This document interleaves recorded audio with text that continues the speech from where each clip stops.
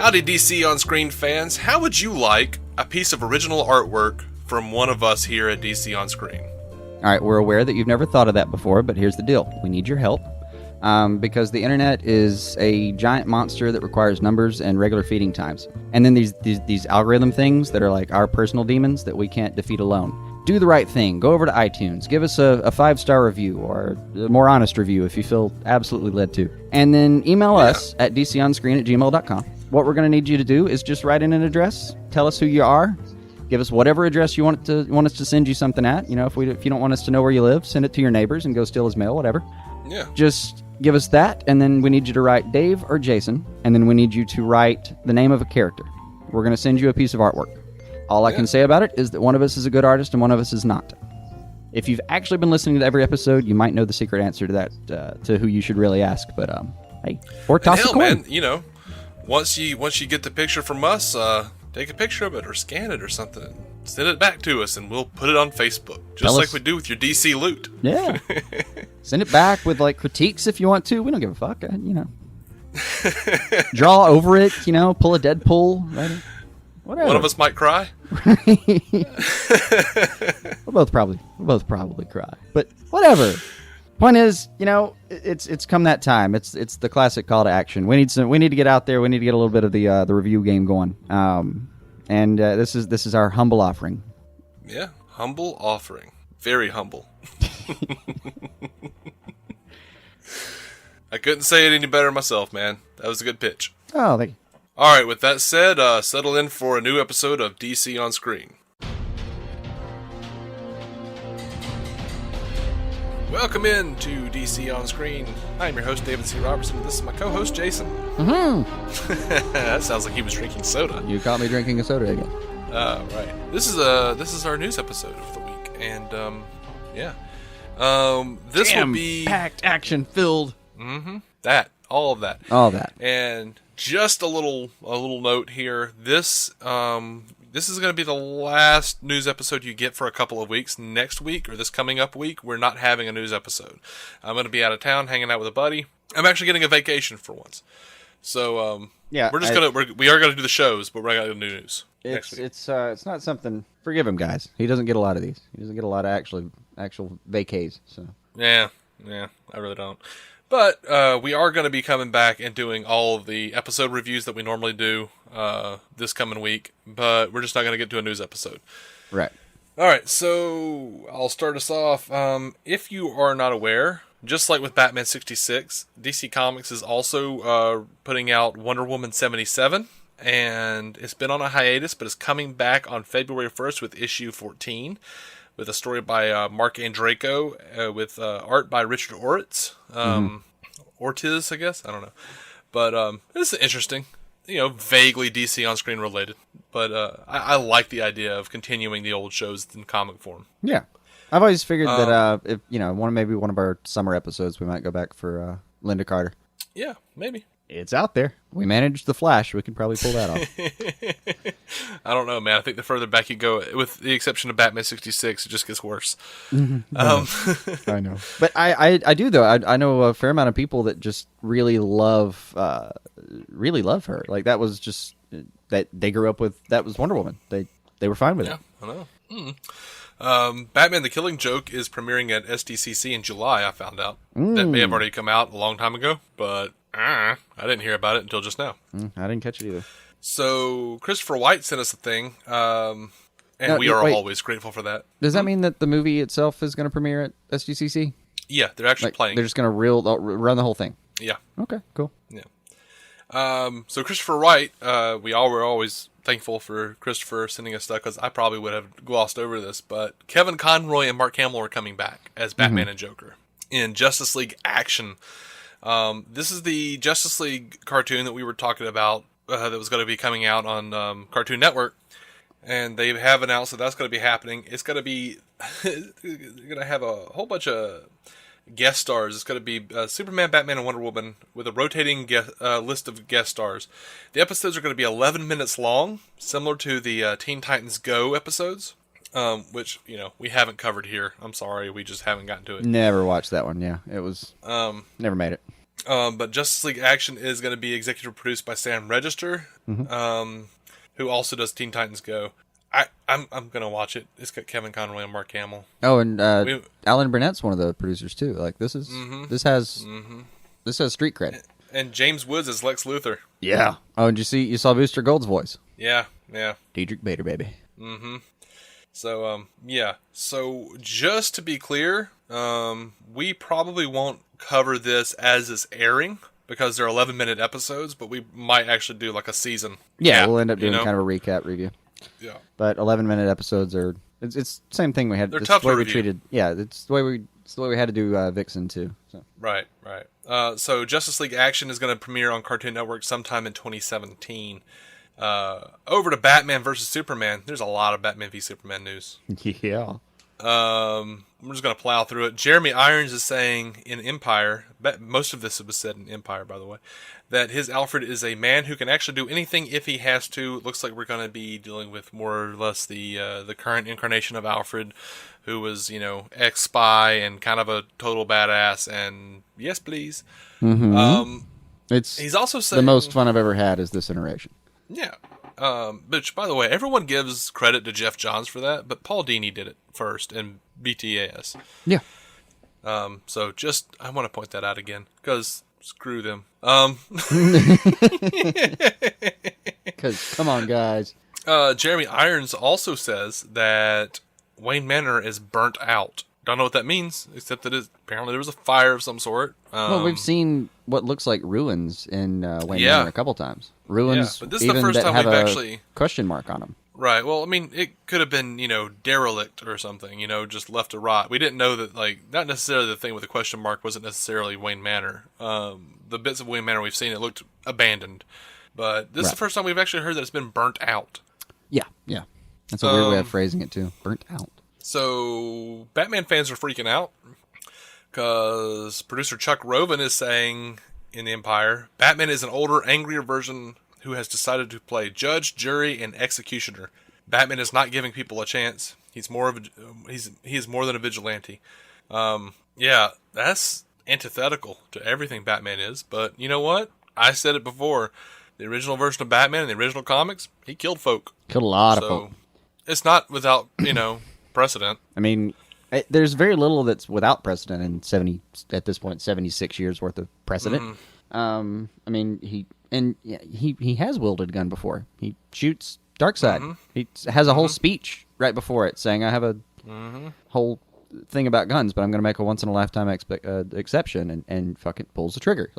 All of that's on the book somewhere. We just you have preferred versions, but Grant is kind Golden of Age. Golden Age, the man swung in and broke a dude's neck with his foot. Yeah, instead of fitting in for his kind. Right. Yeah, it's not.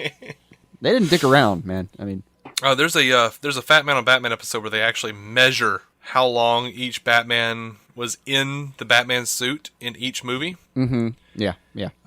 So that it's not much in any of these movies. Right. So here's what I'm dealing with. I don't care. Let him kill. He's killed in every movie. Every movie he has murdered people, either through negligence or direct murder. Right. It's always he leaves people me and you used to love joking around about the Arkham games. You'd leave somebody passed out in a puddle of water. Motherfucker's dead.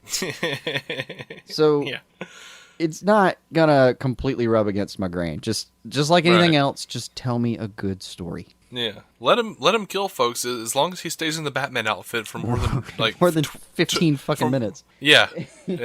That's how I'll judge it then. That's how I'll judge it. And so far, he's got so many costume changes that I think at the very least we're probably going to have a new record for actual film time with a batsuit. So yeah, they've released new concept art for Batman vs Superman, and I'm not gonna get into all of it, all the stills and stuff, but some of it's pretty good. Some of it's, concept art, man. It looks great. Yeah. They have released it. Is floating around over on Heroic Hollywood. Also, Wonder Woman's going to be roughly 5,000 years old. Turns out. Oh, cool. Yeah. She's holding up well. That's usually how it is, though. I mean, go back to Kingdom Come. Bruce is stapling his body back together with steel exoskeletons. Even even Superman's got gray, peppered edges, but Wonder Woman looks the same every time.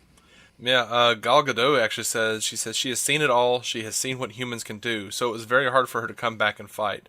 They have the same attitude, although when she is Diana, she tries to blend in. She is not too outgoing. I don't want people to think she is perfect. She can be naughty. Well, I guess there's that sensuality that was in the rating. Right. I mean, and I wouldn't call showing up at a Lex Luthor party low key, but okay. Yeah, well, I don't know. I mean, she left early, it looks like, if that's any... Is that... if that's her version of it. I don't know. Amy Adams is saying that she has a scene with Batman that includes Wirework, and it's an important scene. Affleck and Cavill both released 2 new covers for the March issue of Empire, one with Batman, one with Superman, respectively. It looks badass. Right. What are you about to say? Sorry.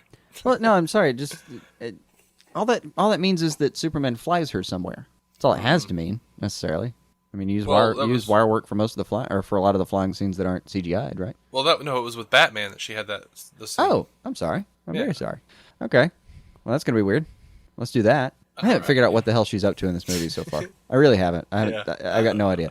Like she's comforting Superman at some point. Later, she's almost being. It looks like she's kind of held captive. Maybe she did say that. She has said that. Her wording on it was interesting. She said at the beginning of the film, Superman is living with Lois, which makes me think that something's going to happen. That they're not. I don't know. The way she said it, I'm not sure if it was intentional or not. That's all I'm saying. She makes it sound like that's a temporary state. She does. Yeah. But that's just me knowing words. Paying attention to how people use them sometimes. I know a loaded question when I hear it. Right. Sometimes. Let's see. Zack Snyder is talking about casting Wonder Woman. He says, it was so incredibly organic how Wonder Woman came into the story. The whole concept came of, let's not save anything, let's try it all.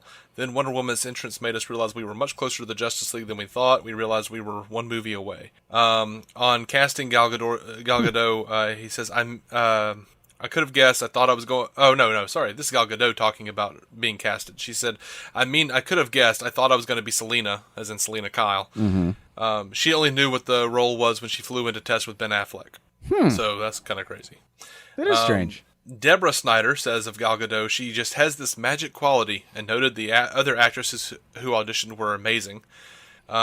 We finally actually have some word on what her powers are going to be. Gadot confirms when it comes to important talent, her metahuman heals quickly, jumps to heights where she is almost flying, and can really pack a punch. I kind of wish she flew. Like, why are you depowering Wonder Woman? I don't know. She can fly. She's given... Depends on what origin story we're going to use, though. I mean, like, OG form, she's given a gift by, like, every god you can think of except Ares. Mm-hmm. But I don't see why I would have to depower her exactly. Well, it might be the same issue that you have with Superman. I mean, what are Wonder Woman's weaknesses? She can't be tied up by a man? Yeah. That won't do. It really is not. Yeah, that's not going to play. It's one of those I'd things rather them depower that was than weird try to pull when that it came out. And the proof that was weird when it came out was the guy who actually did it genuinely had a bondage obsession. So right.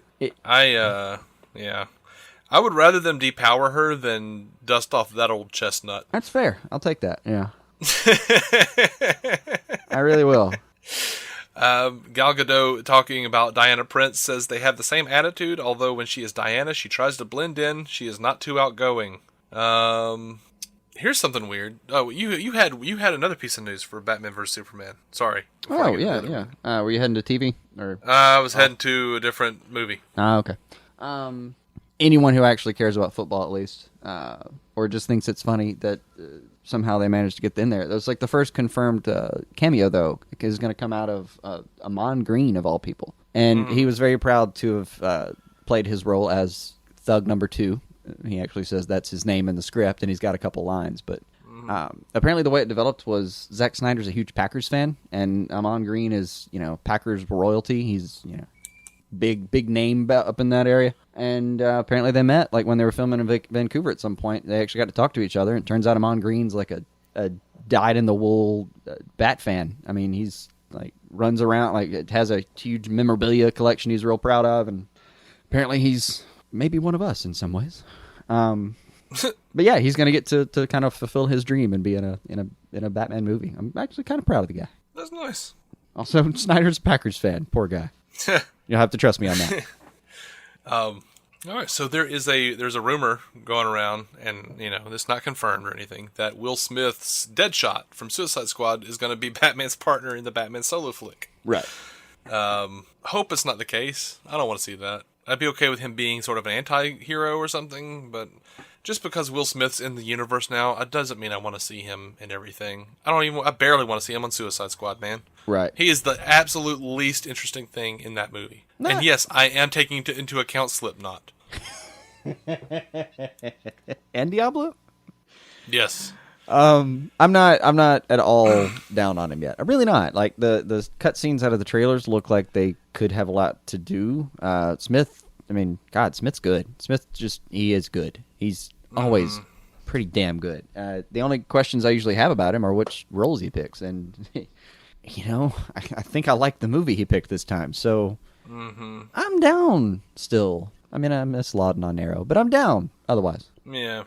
I saw a video, some guy breaking down the Suicide Squad trailer, like we did last week, and one thing that he remembered that I didn't remember. We were talking about who is that character, or what is the thing that is like destroying the subway and the alien tendril looking thing and all that stuff. Common.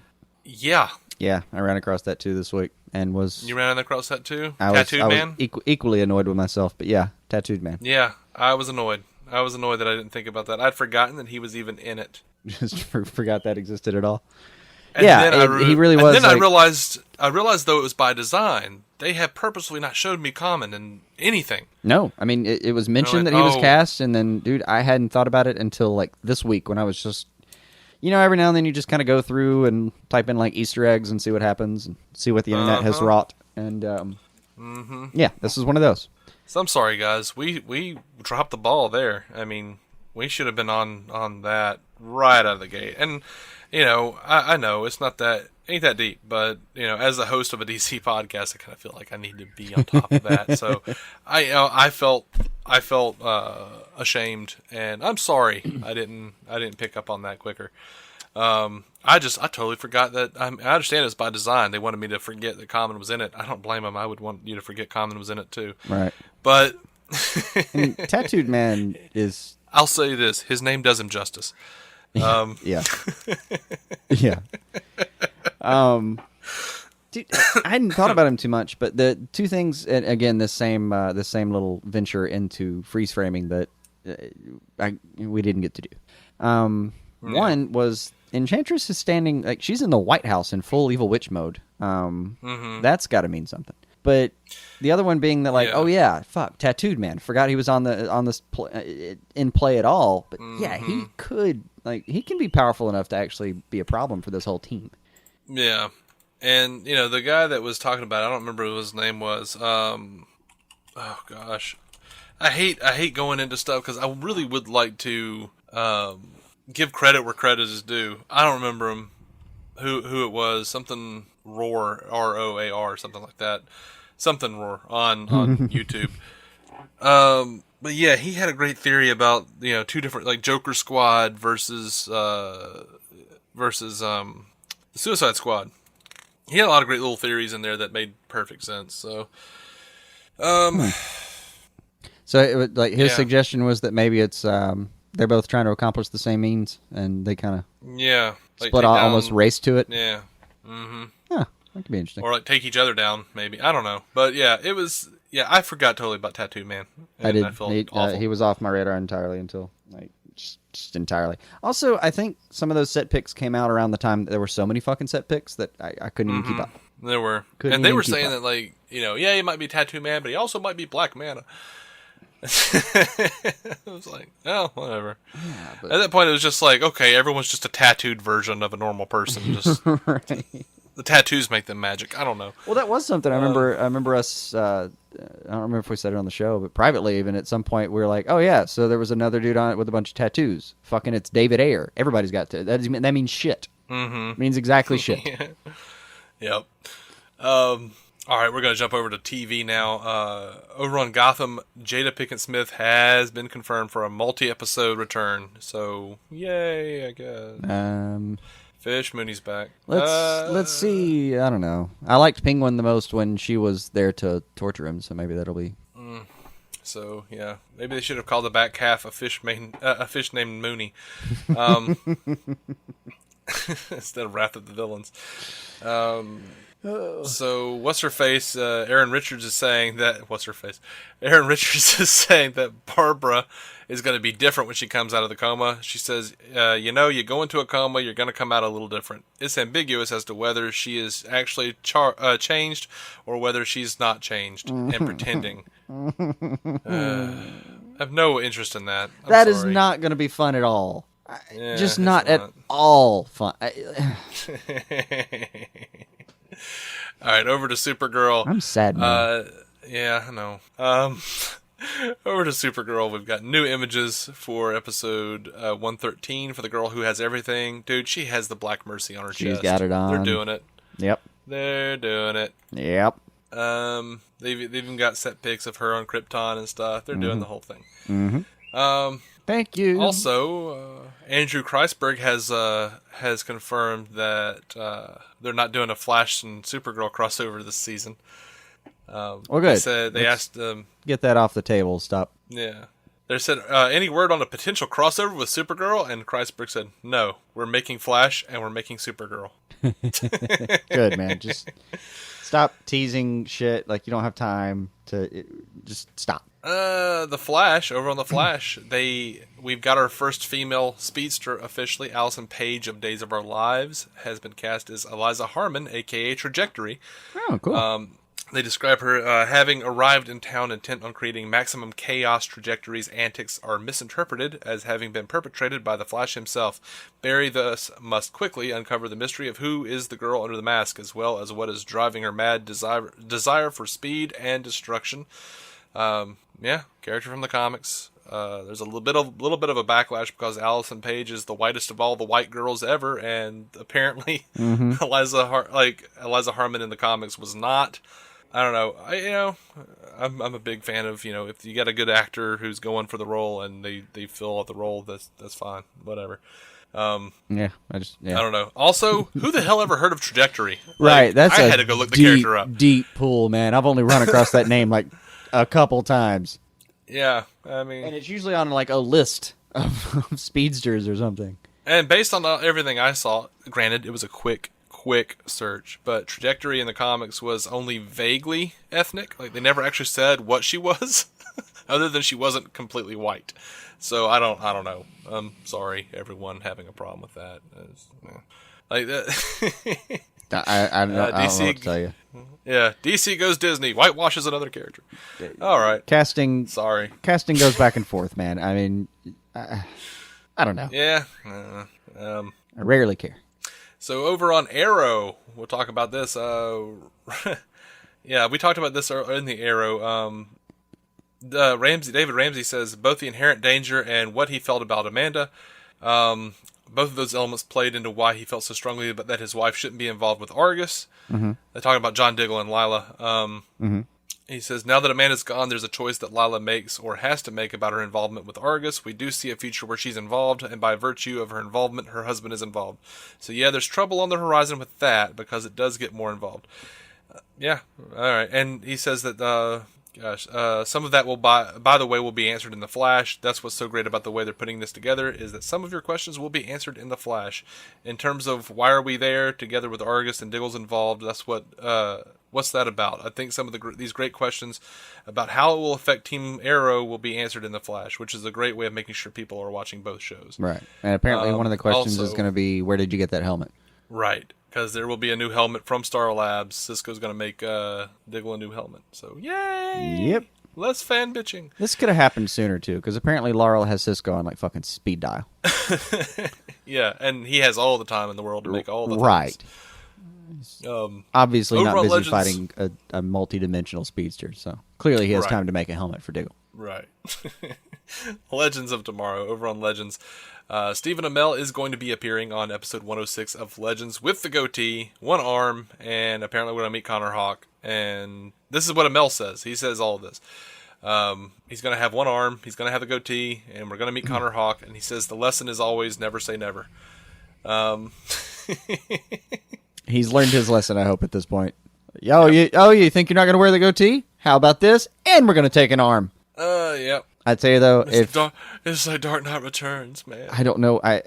Now that we've confirmed, the one arm thing is, dude. If they make him say "Hi ho, goddamn Silver," I'll be so happy. I'll probably pee myself. I doubt they'll have him say that. I don't even think they can on that. I don't think you can get away with. I'm pretty sure CW doesn't let you GD it up. So. Yeah. Oh man, but it would just. I don't know. Something we forgot to mention last week. I think I'm going to say Jonathan Sheck has been cast as Jonah Hex. He's going to be on episode 11 of Legends of Tomorrow. Legends of Tomorrow, the Instagram account, they put out a teaser image for Jonah Hex, and if you mess with it in Photoshop and change some of the settings, you see other pictures inside of it. It's like it's a wanted poster. Nice. So that's kind of fun. And it has been announced that Inherent Vice star Martin Donovan has been cast as Rip Hunter's mentor, Zaman Druce. Zaman Druce, I guess I'll say. Mm-hmm. So going to be he's one of the Time Masters. He's going to be filling in the role that Booster Gold should be playing, but for some reason they don't want Booster on the show. I don't know. Wah, wah. And somewhere I'm sure it gave Fillion hope. He was thinking, they're not using him. I've got a chance. Yeah. I'm really Jonah Hex. I'm looking forward to how they do his face, man. I really am. Yeah, that's gonna be good. Hopefully. Right. Anyway. That's all the news I have. Wow. Did you have any more? I don't think I did. I think we actually covered it all. I think we did. A lot of the other stuff I've seen is non-DC related. Like Deadpool's really stepping up his video game right now, but those are all hilarious.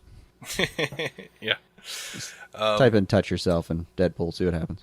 Yeah. Well, normally this is the part of the show where, I believe Christopher White calls it the Batwiener section of the show, but normally that's where we just talk about bullshit and joke around, but I kind of don't have time for it this week. I know. I love you guys, and I love having that conversation, but... You also like, having money, and... Yeah, I have to go to work. Yeah, so... Yeah. But yeah.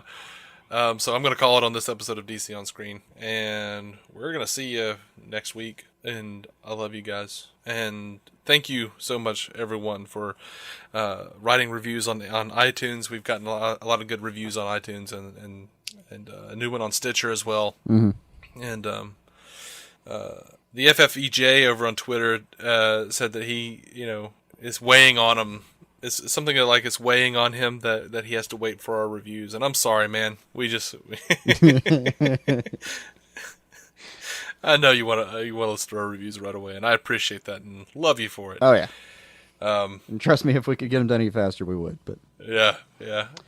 Time has a way of moving linearly in a direction that we're not ready for most of the time. So yeah.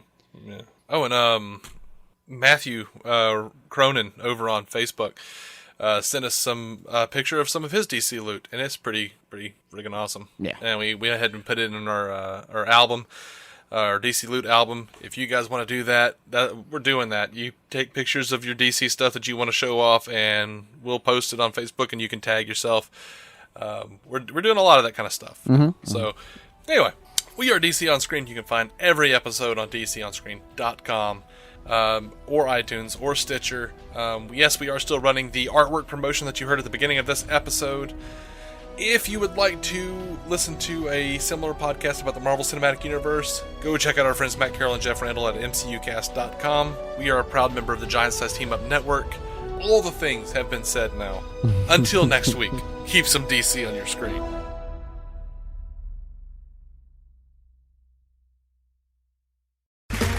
Okay, round two. Name something that's not boring. A laundry? Ooh, a book club. Computer solitaire, huh? Ah, sorry, we were looking for Chumba Casino. That's right. ChumbaCasino.com has over 100 casino-style games. Join today and play for free for your chance to redeem some serious prizes. ChumbaCasino.com. No purchase necessary. Void where prohibited by law. 18+. Terms and conditions apply. See website for details.